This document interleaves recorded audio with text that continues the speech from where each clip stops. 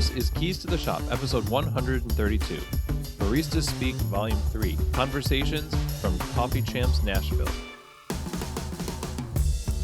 Hey everybody, and welcome to another episode of Keys to the Shop, where we give you insights, inspiration, and the tools you need to grow as a coffee service professional. My name is Chris DiFirio. I'm your host for the show, and thank you for taking the time to tune in today. This is a Baristas Speak Volume 3 episode, which basically is going out to events and interviewing baristas about the barista job and working in coffee, challenges that they've had, what they want for the future of coffee, various things. I ask generally the same questions to a series of professionals, and I'm excited to share this Volume 3 with you as it's appropriate. Volume 3, we have 3 conversations, and I think you're going to find them helpful and insightful also. So I look forward to sharing that with you here. Now, I want to say to you all, thank you so much for voting for Keys to the Shop in the Sprudgies. It was really an honor to be nominated, and in this process of, leading up to the Sprudgies, it's just so encouraging to see the kind of support that there is for the show. And even though Keys to the Shop did not win, it's just an honor to be amongst so many people making huge impact in the industry. And I want to say congratulations to Chris and Jared over at Cat and Cloud Coffee Podcast. Really great work, guys. Thank you so much for what you do. Also, Boss Barista, Ashley Rodriguez, thank you so much, and appreciate all of you and the work you do. And all of you who listen to the show here, I appreciate you guys as well. So thanks again. Now, Keys to the Shop would not be possible if it wasn't for our sponsors here on the show. So I want to take a moment to thank them, starting with Prima Coffee. Prima Coffee is a leading specialty coffee equipment supplier, and they curate the best equipment from around the world to fit perfectly with the needs of both their enthusiast and their professional customers. So whether you're talking about a home bar, or you're setting up a new shop, or you're expanding your shop to multiple locations and you need commercial equipment, they can help you find the right gear to fit that situation. Helping you succeed in making great coffee and equipping you to do so is what drives them. So if you're looking for the best equipment and expert assistance to go along with it, look no further than prima-coffee.com. Reach out to them on the website. Give them a call, drop an email. And if you're checking out on the website, be sure to mention that you heard about them from this show. And thank you so much, Prima, for your support of Keys to the Shop. The show is also brought to you by Pacific Foods, the fine people behind the Barista series line of non-dairy performance beverages. They're designed specifically for professional baristas and the standards for excellence that they demand, whether it's almond, soy, coconut, rice, or oat milk. Its ability to take the heat from steaming, produce an amazing silky texture, and keep the flavor balance focused on coffee makes it a perfect choice for your cafe's menu. Pacific is a huge supporter of specialty coffee in the barista community, and the quality of these products is just one of the ways that Pacific shows their commitment to the industry.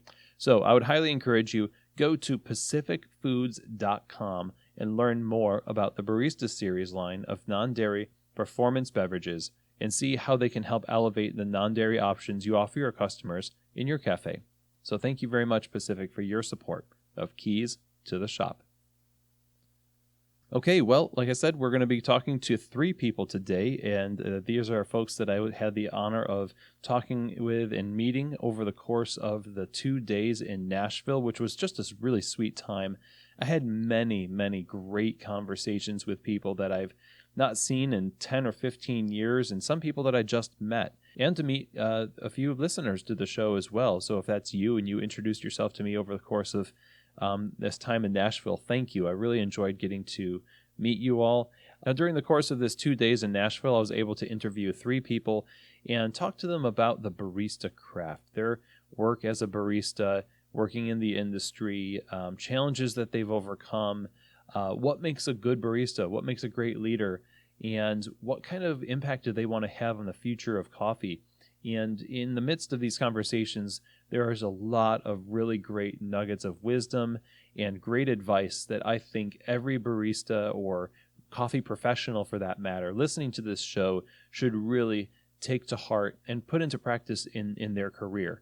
So we're going to be starting off today by hearing from Adam Jacksonbey, who is a 7-year coffee industry veteran who is getting ready to open up a new coffee bar in Washington, D.C. called Tell Coffee, Tell. And then from there, we're going to be hearing from Kat Melheim, who is a roaster with Allegro Coffee in Denver, Colorado, and also the founder of the Coffee People Zine, which was just awarded the honoree position, the runner-up for Best Coffee Magazine over at the Sprudgies, which is a huge thing. So it's great that we got to talk with Kat. And then finally, we wrap up our conversations by talking with Kristina Jackson, who is a barista and shift lead over at Intelligentsia Coffee in Boston, Massachusetts. And like I said, from all of these conversations, I think there are some really great insights that you can use in your career. And I'm excited that I got the opportunity to meet these great people and that we can now get to learn from them on the show. So here now are my conversations with Adam, Kat, and Kristina on the Baristas Speak episode Volume 3 from Coffee Champs Nashville. I'm Adam Jacksonbey. I am in the process of opening a coffee shop in Washington, D.C. called Tell Coffee, Tell. Nice. So how long have you been doing coffee? A little over 7 years. So I passed my barista test in November of 2011. So just a little over 7 years.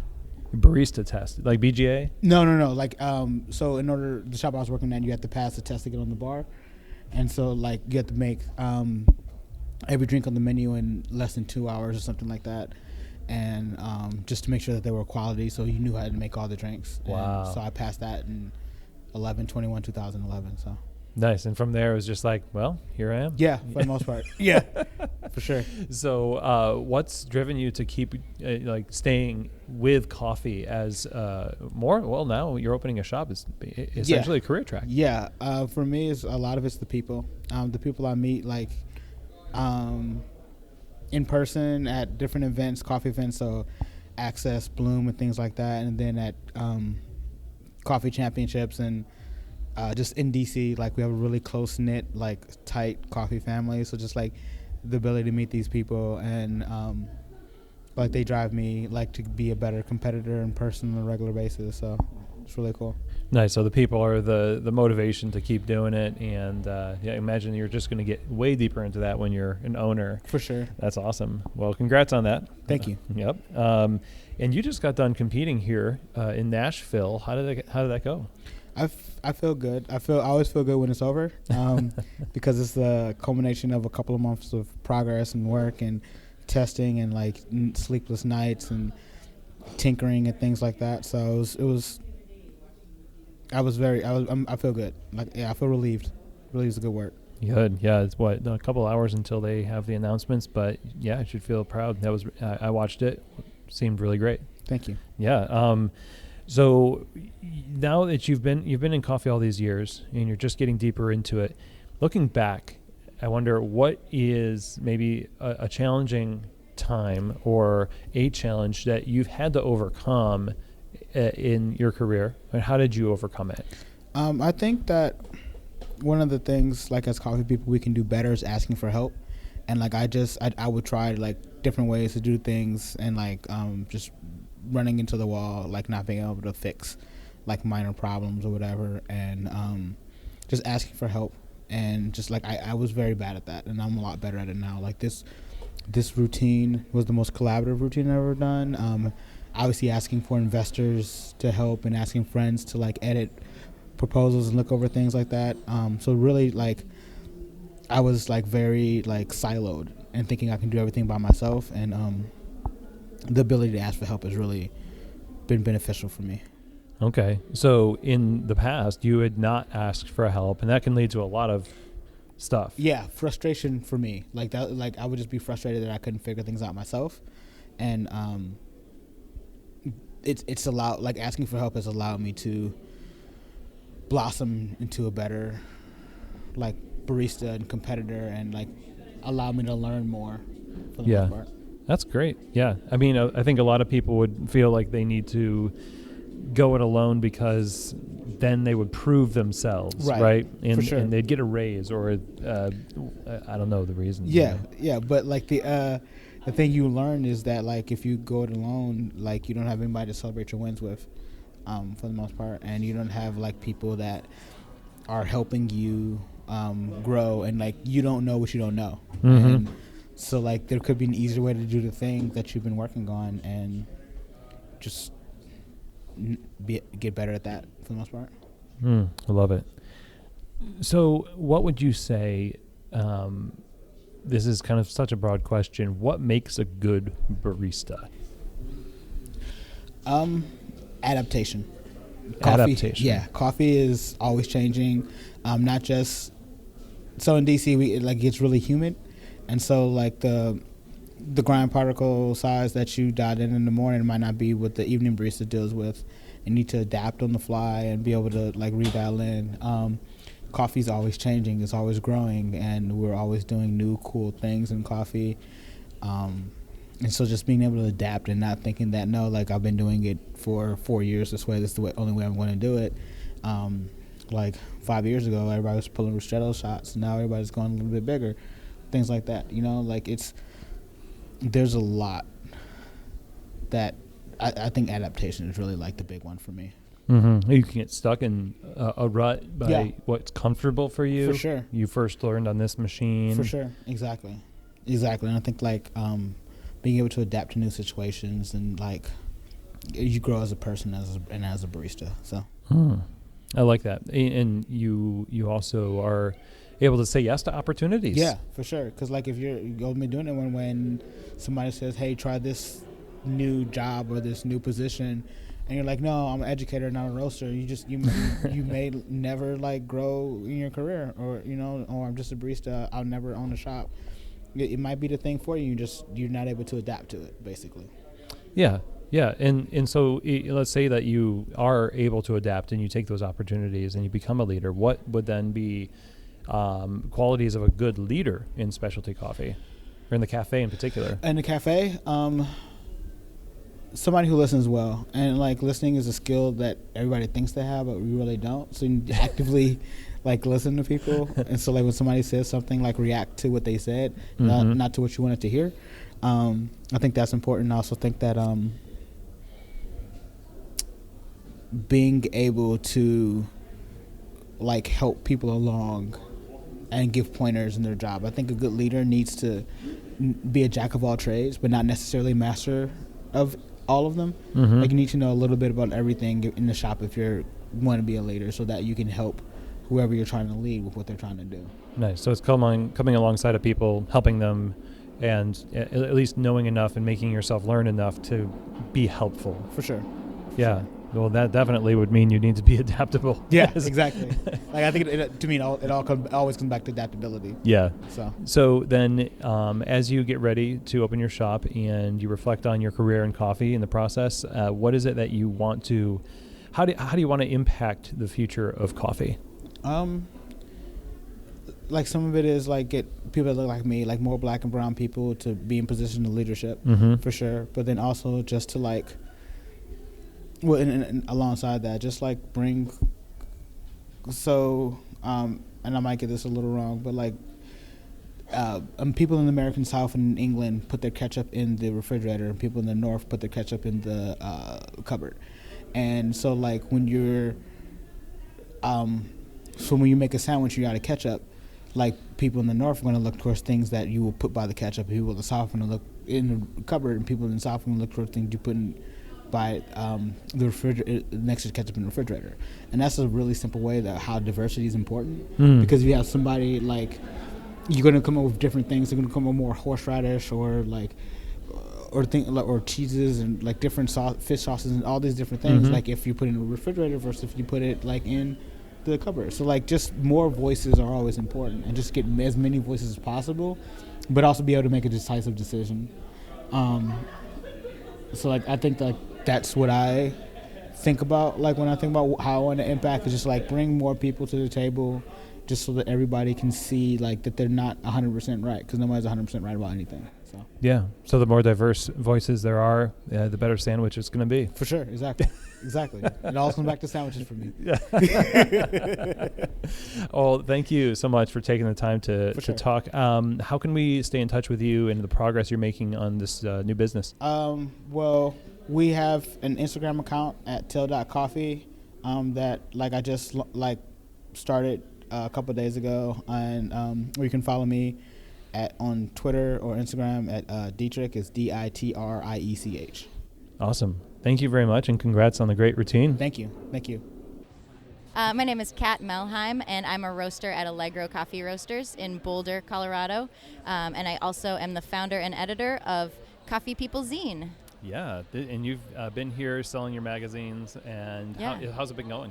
It's been going really well. It's been really fun to connect with just such a wide variety of coffee professionals. I live in Denver, and a lot of my network is on the West Coast, and I don't make it out east very often. So it's been fun to really make connections with folks out here that I don't know yet. Yeah, this is a great energy around this space. I've been in and out of the industry competitions for a little bit now, but being back here is really fantastic. And I'm glad I run into you. So I've been hearing a lot of great things. Sprudgy honoree for best writing. Yeah, Congrats. for best coffee magazine. Best coffee magazine, that's right. Yeah, super cool. So I want to know, and we're just asking people these questions, what is it that drives you to work in coffee and it propels you to just keep on taking on these new projects and being a part of the industry? Yeah, I think for me it's a lot about connection. It's a lot about this, we come together over a shared passion and over a shared product, being coffee, but there are so many other things that make us all people, that we can that coffee can kind of bring us to. I've met so many amazing people through being a barista, connecting with customers, so many amazing people through being a roaster, in other avenues, and then just the connection that coffee gives on a global level as well. I feel like coffee as an industry gives you the opportunity to connect with people on a daily basis, but then also, globally, on a cosmic level. I don't know if I'm getting too deep too fast. No such thing. Coffee just jogs those type of thoughts. Totally. Yeah. So when you're, how long has it been now? How many years in coffee? Yeah, I've been, I was a barista for about 5 years, and I've been a roaster for 2. Okay. So 7 years in coffee so far. So it's not all roses in the in the industry. I'm sure there's some challenges that you've had to overcome as you've, especially when you're dealing with people, and we're all fallible people, right? So what would you say is maybe one of the most memorable challenges that you've had to overcome in your coffee career? That's a really good question. Most memorable challenges. Well, I've competed as a roaster competitor, both this year and last year. And I think last year especially was a huge challenge for me because it was the first time I was competing in general and the first time I was competing as a roaster, and I had only been roasting for a short period of time up to that point. So it was a huge challenge just to wrap my mind around competition because it's a massive thing, and wrap my mind around a new coffee, wrap my mind around a new way to make coffee because up to that point I mostly had experience as a barista.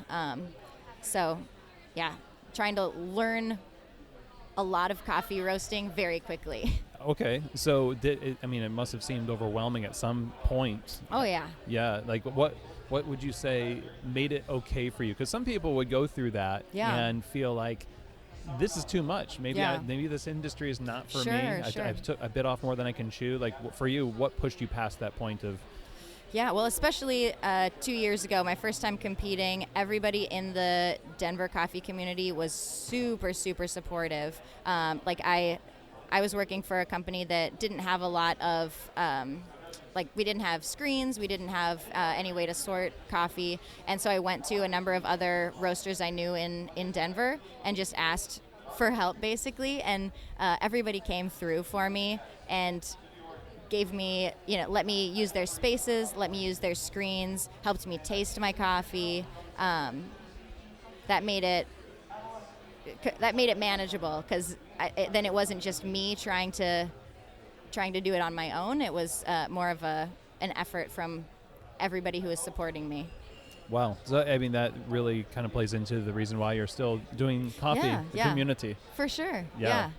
What is it that makes a good barista in general? Like, we have barista competitions going on around us right now, and there's score sheets, but in life there are no score sheets. Yeah. And so, in your opinion, getting to know the community as you have so much in especially these last few years, what makes a great barista?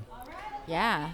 I think the first mark to me of a good barista is the ability to connect with the customer, the ability to really understand what the customer is asking for, what the customer wants, rather than telling the customer, oh, you say you want this, but I know you don't. I mean, there are times when customers don't know what they want, but we need to lead them gently into that realization, rather than just being, mightier than thou and telling them, no, I'm not going to do that.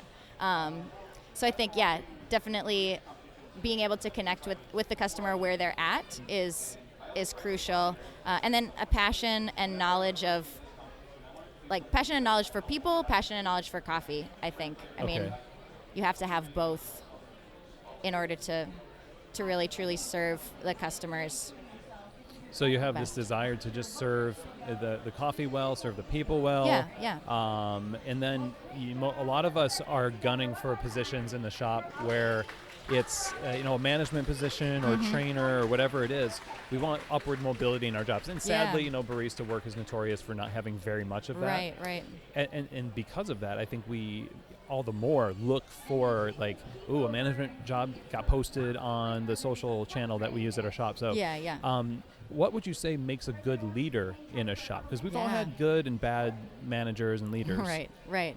Yeah. I mean, I think in a similar vein, being able to connect with people in general. I've heard the expression, you can't lead if people aren't following you. So there are definitely people who are trying to grab power, people who are trying to have positions of leadership. But if people aren't behind you, if people don't see your vision and catch that vision as well, you're not going to be an effective leader. So I think having a vision and figuring out how to rally the troops, how to get people behind that in a genuine way. What is the bad way of doing that? Bad way of being a leader? Trying to rally people. I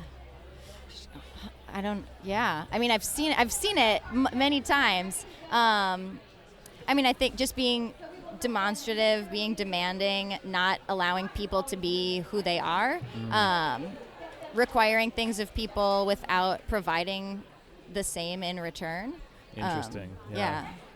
Yeah.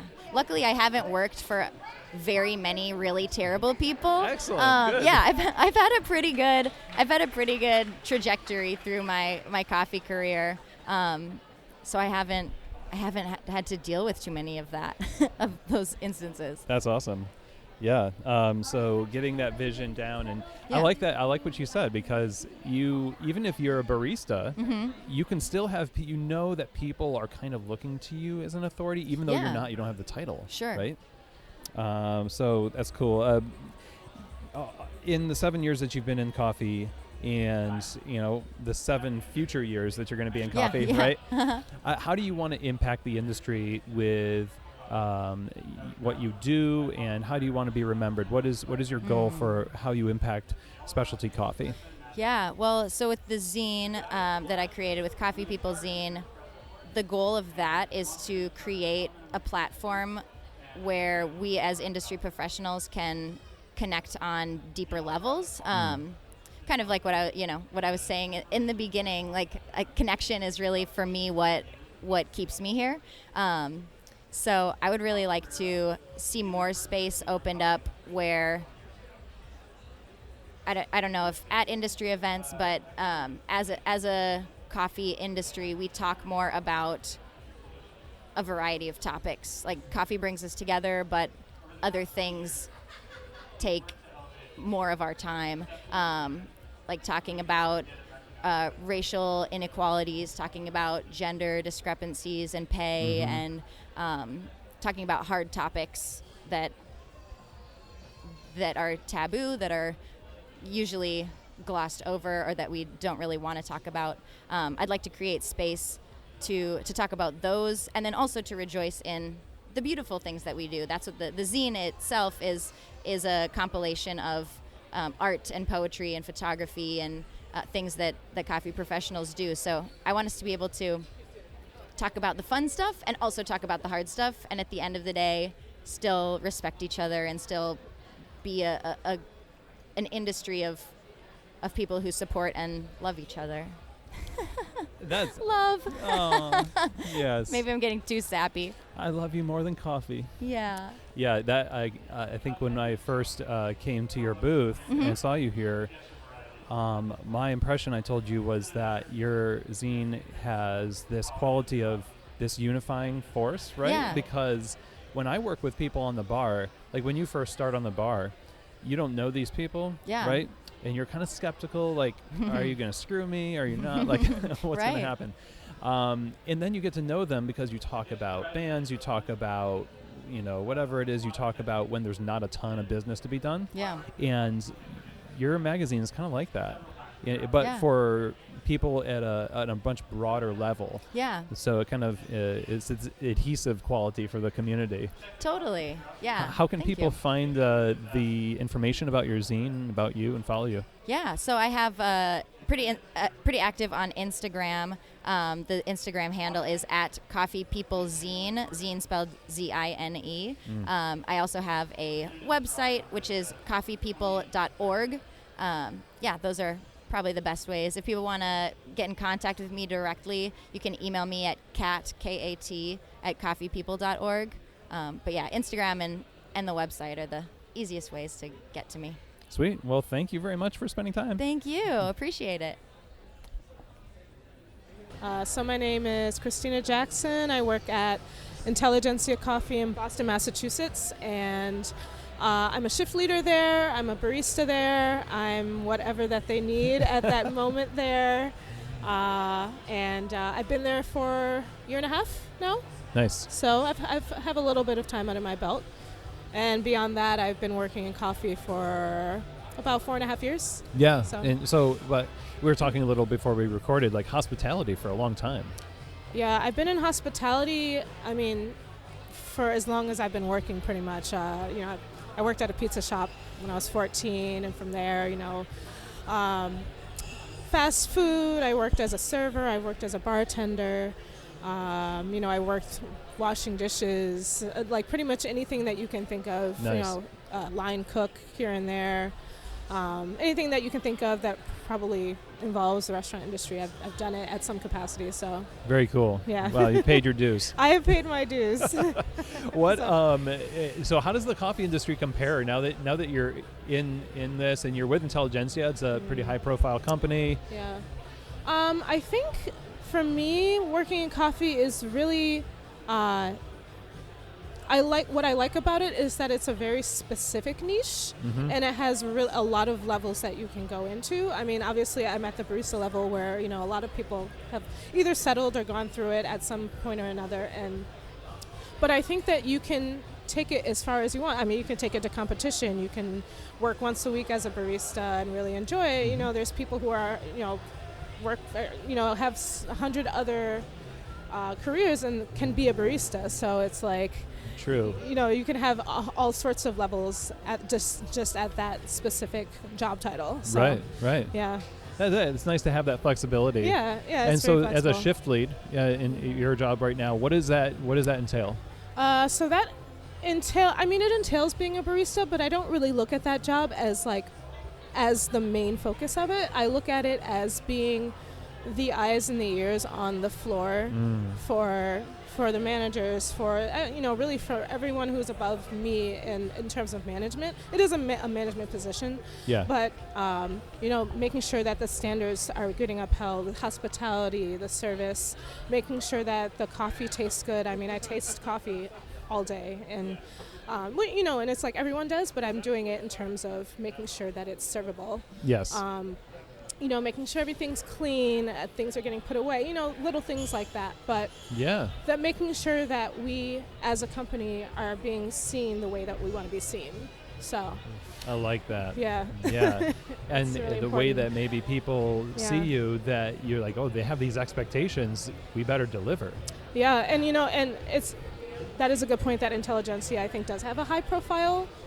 It is a high profile company, they have a lot of history in the industry as being a leader in terms of, I think, research and, direct trade, sourcing, roasting, all those things. And I think it is important for us to have, I think with any company, have a good reputation and prove that with our service and with our coffee. So I take the shift leader job really seriously. Some people it's a job. I take it really seriously because I want my reputation to reflect with our company as well, my personal reputation. So, and there's a lot on the line. There's a lot on the line. Yeah, it's the overstated thing at every barista competition. Like, we're the last link in the chain. Right. But I mean, it's overstated because it's absolutely true. Mm-hmm. Yeah. We get a lot of, our shops are destination spots, I think, now. We get a lot of tourists. We get a lot of people who come specifically because they heard that Intelligentsia was there. And so, it's a lot of pressure, but it's also like it gives you a good reason to uphold the standards. So yeah, I mean, what over the years now in coffee have you found to be the most challenging thing? And let's do this in terms of like, what is the challenge that you have overcome, and how did you do it? I think two things. One, I think, is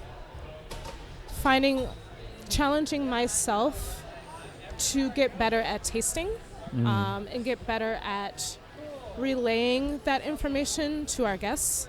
I think sometimes, and I think with any job, you hit a level where you're like, okay, I'm really good at this thing.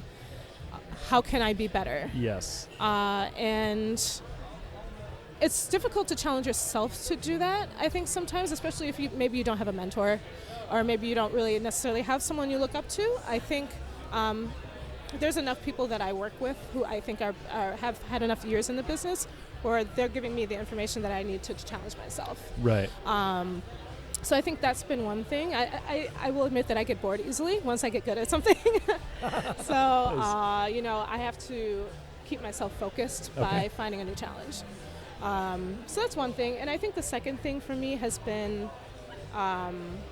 being taken seriously as a woman, as a Black woman. I've run into that a lot. I know I talk about it a lot with other people. I feel sometimes that, I see a guest come in and they immediately run to the guy who I'm working with and ask them questions. Sure. And they see him, they see someone who looks like they might be intelligent, and they are. And that's that. I'm not knocking my coworkers, but they see this guy behind the bar and they assume that he's got the information. Right.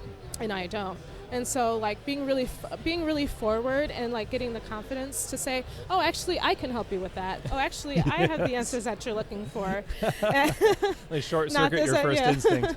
Yeah. Yeah, and actually, that's not going to be the best coffee that you're looking for with this brewing device. I actually know which one, that might be better for you. And it's not like show off. It's just saying, like, anyone here can help you with what you need, not just the guy behind the bar. So, exactly. Yeah. Right. Yeah. I mean, you're doing the company a service too in that sense, because like you said, all the staff can help you behind the bar, no matter what they look like or what your preconceived notions are of like what a professional is in this business. Right. So do you feel like by doing that, you've enabled people or enabled that change to take place where it happens less?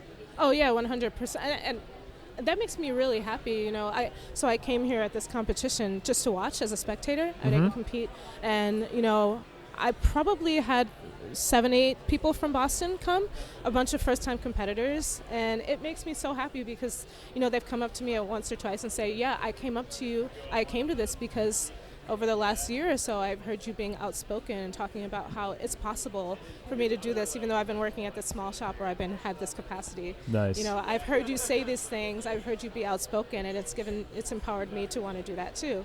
And it's just like, it's so cool. And I'm like, well, I have to go watch you.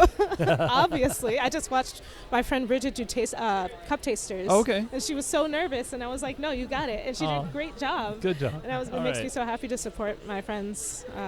That's fun. Well done. Yeah. So would you say that's something that drives you to kind of be in this industry and like continue working and learning more the way you like to challenge yourself? Definitely coming to the competition today has been really eye-opening. I've never been to competition. I've never seen it. Mm-hmm. I've heard a lot about it. So watching like the barista competition, see how creative people can be with drinks and with coffee, and watching the professionalism that I've seen, right. And the level of skill is definitely encouraging me to do better. And I know that there's people who are way better than me, and there's people who are just starting out, and like I can learn from all of that. Yeah. 100%. And I think the biggest thing is in this industry is to be humble, and to say like there's always going to be someone who's better than me. There's always going to be somebody who has accomplished more than I have, and I can strive towards that, but you have to have discipline and focus and want it. So that's a hard road to walk with balance. Yeah. to be able to be inspired instead of disheartened. Yeah, and I think also finding the right role model and finding the right type of person to aspire to be like. That on the flip side of it, I've seen some people who maybe have been a little bit cocky, or maybe had a little overconfident, because maybe they've won before, maybe they've gotten really far in competition and feel like, I don't know, maybe they deserve it, maybe they're entitled to it, and I just think that's the wrong attitude. Yeah. Completely there's wrong. There's 100 people watching you right now, and 200 people watching you, and the last thing you wanted to give is that negativity. It is very negative. You want to throw your portafilter on the ground like a tennis racket? Yeah. So definitely, I think also finding the right type of person to watch, and the right type of attitude to follow, and the right type of positivity. Yeah. Pretty key. Good stuff to look for. Yeah. So what makes, we're talking about role models, what makes a great barista? What makes a great barista? Someone who's fast. And I'm not, technical skills are important. Like, you have to be fast. I think you have to be attentive to your customers' needs. Attentive to, what they do like, what they don't like. Attentive to people who like flexibility. Yes. And I think being willing to put in a lot of extra work. Yes. Yeah, and I've had baristas come in and then like, I really don't like doing dishes. I really, I don't really like making brews. I just want to be on bar. Let me tell you something. I always wash dishes. Always. Oh my gosh. I end up mopping the floor. I end up, getting on all fours and fixing things, and fixing things that I honestly have no idea how to fix. And you know what? It's like part of the job. It's a part of the job. It's a part of life. Yeah. But I think if you're willing to try, and if you're willing to say, maybe I'm not going to be good at it, but if it means that we're going to get coffee out to our guests, and you got to at least take a look at it. I think being a barista means like taking risks, and maybe failing at them. Yeah. So, but it's definitely an all-around job. It's not just making coffee. It's being professional behind the bar. Right. It's being seen in a way that is giving you a good name, like you were saying earlier, giving the company a good name. Yeah. But that I like that idea of challenging yourself to embrace the things that you could just be really give yourself a pity party. about having to do that? Oh yeah. You know, there's people who just want to look good. They want to, you know, they want to wear the apron and they want to dress nicely. And I see with bartenders too all the time. Sure. They want to make the drinks, but they don't want to be a bar back. They want to have their M&Ms separated in the dressing room, right? Yeah. So they want to look the part, but not really be the part. Sure. So okay. I think there's a lot of like behind the scenes work, you know, doing prep and doing, you know, cleaning. Cleaning is a big part of being a barista, I think. And you know, things that they don't want to, you know, it's grit work, and they don't want to have a part of it. So, and I will tell you, at Intelligentsia, we clean all the time. We clean all the time, and it's a part of life. So you want to work at that company or a company like Intelligentsia, you got to be willing to put in that. A lot of clean. And it's all for the sake of the experience the guest has. It's like all that work going on behind the scenes. Yeah. So that itself seems like it would lead to a lot of opportunities to advance as a barista. What would you say are the qualities of a good leader in a cafe? I think having the foresight to see problems before they occur. Okay. I think the foresight to see how to fulfill needs. You know, I'm working at a new shop right now. We've only been open for about 5-6 months, and our guests are very, very different from the shop that I worked at previously to that. And you know, I think we came in thinking, oh, we know exactly what they might need, you know, and we were totally humbled by that. We were like, oh wow, you know, not that we failed, but you know, we found that the items that we had weren't necessarily things that people wanted, so we had to cater to that. Okay. And it's going great now, but I think being able to be to adjust to climate change really quickly. I think that's like a great leadership quality, and being able to lead the rest of the team in a positive way. And on the other side of that, when you know, when things get tough, you know, we deal with a lot of interpersonal relationships. When things get tough, keeping it professional and not taking it personally. You know, and staying neutral if there's a fight. Doing your best to stay neutral if there's a fight or a disagreement, and you know, being able to rise above that and move forward. Nice. So, and saying, you know what, the most important thing here is for our business to thrive. Yeah. And if we can put back past the personal things, then we'll do great. So I think that is a big leadership quality. Yeah, that's a hard one. It's a hard one. Yeah, because your really emotions are there too. Right. Like you're human.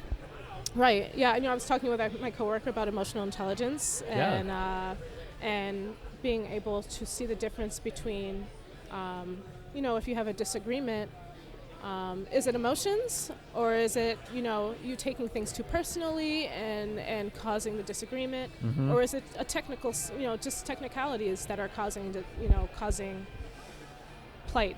Yeah. And how do you discern those things?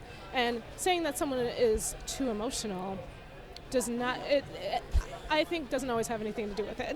No, I've been called too emotional before, more than once, and I'm like, no, I can just see the differences. I can see when emotions are causing disagreements or when technical things are causing agreements. Sure. And if you can see the difference, I think that makes you a good leader. So nice, wise words. That's great. What do you want your legacy to be in coffee? Like, what do you know, the next 5 years for you in coffee, if we have you in coffee for the next 5 years, what is it you want to make a difference in the industry? I want to be able to inspire as many young baristas as possible. I think that has given me like the biggest, you know, and I'm a barista myself. Sometimes I don't see myself as like a leader. I just feel like, oh, I'm just another person. But if I can inspire one person to do competition, to move up and to become a manager, a roaster, whatnot, that means a lot to me. You know, I try to use as many positive words as possible anytime I get a chance to speak in an interview or things like that, talking about where I came from and where I am now, and even if it's just being a barista, like it's a really important job, and it can be more than you can imagine I think if I can use my platform to inspire someone to do that, then that's everything to me. That's it. Very cool. Well, Yeah. thank you so much. This has been a great conversation. Glad to run into you here. Yeah. And it's great that this is your first competition experience and you feel some encouragement It's been from great. it. I'm getting a little bit of an itch to maybe compete. Yeah. We'll see. I worked the SIGs competition yesterday. Okay. It's like a really amazing competition. Okay. It really is, like seeing the potential for coffee drinks and alcohol to really blend together. Yeah. I mean, those are like my two favorite things. That's fun. That's going to be a really professionally challenging Yeah. one as it takes root in the Yeah. United States. Yeah. How can people find you online? So I didn't even talk about Boston Intersectional Coffee Collective, but Oh. I have. I started a sort of a group in Boston. It's Mhm. pretty local, and Boston Intersectional Coffee Collective. I have an Instagram handle, which is just that. Yeah. And I started it late 2017 as sort of a way for the local coffee community to have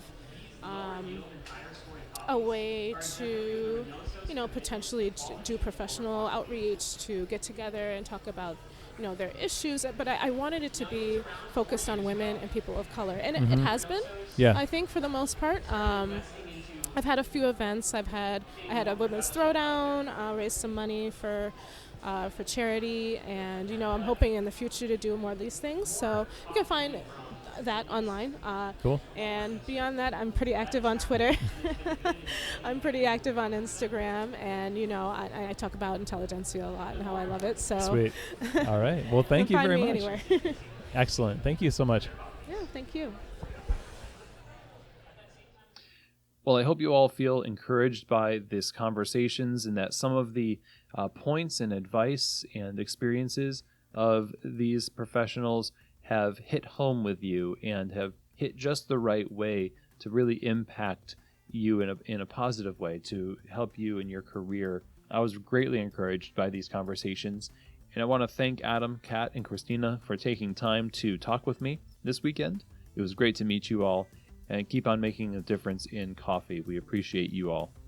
So if you want the show notes for this episode, you can go to keystotheshop.com, and on the sidebar, there's a place to put your email address. And when you do that, you'll be signed up to receive the show notes in your inbox on every other week basis. The show notes have basically the key takeaways from each conversation, kind of the cliff notes of the conversation, and as well as the resources and links to not only the guest, but the resources that are mentioned in the course of the conversations, websites, books, videos, things like that. So I would encourage you to go to keystotheshop.com and look for that. And you'll also be able to find the links for our guests today on the show on the iTunes show notes. Now, if you have not already done so, please subscribe to Keys to the Shop. And if you love this episode and know somebody who would really benefit from it, please share this episode with a friend. Now, if you want to reach out to me directly, you can do so by emailing chris@keystotheshop.com. That's CHRIS@keystotheshop.com. I look forward to hearing your questions, comments, feedback, suggestions, things like that. And that's it for today's show. Hope you join me here next week on Tuesday. We have a great episode coming up all about wholesale. So if that's of interest to you, it's just a fascinating topic. And our guest is going to be wholesale powerhouse Sarah Richmond. So don't miss that. I'm really excited about that one coming up. So anyway, I hope you have an amazing week. Go away encouraged from these conversations. And as always, I hope that this episode has truly given you keys to the shop.